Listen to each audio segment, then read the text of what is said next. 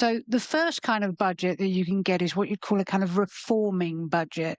We've seen a number of these over the centuries. Probably a classic of its genre would be David Lloyd George, 1909. I don't know if anyone remember this budget. He took on the landed gentry with the People's Budget, and he lost, I might add.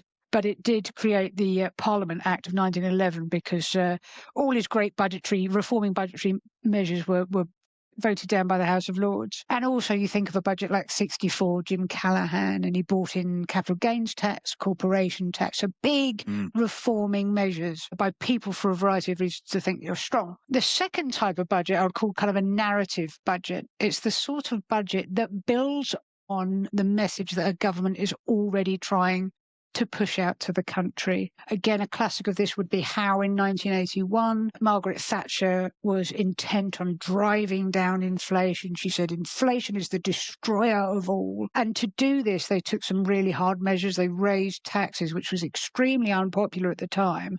But they did it because it was their narrative was getting rid of the demon of high inflation. And Gordon Brown, again, throughout Gordon Brown's budgets, we had that sense of, he used to call it prudence for a purpose. I mean, he would spend like a drunken sailor on shore leave, but that's what he would call it. And that was the theme. He was trying to create the narrative of a government of a golden rule, fiscal responsibility, found money. And so you had those narratives. And then you have the third type, which is a government that is on the ropes, struggling a bit, and I would call that a survival budget. Sometimes in politics, too often in politics these days, I fear, you're left with trying to choose the least worst options so that you can live to fight another day. And I think this is where Rachel Reeves is. She's got this incredible high wire act to perform at this budget where she doesn't rock so much that the markets react, and then she needs to do enough to appease what is increasingly a quite rebellious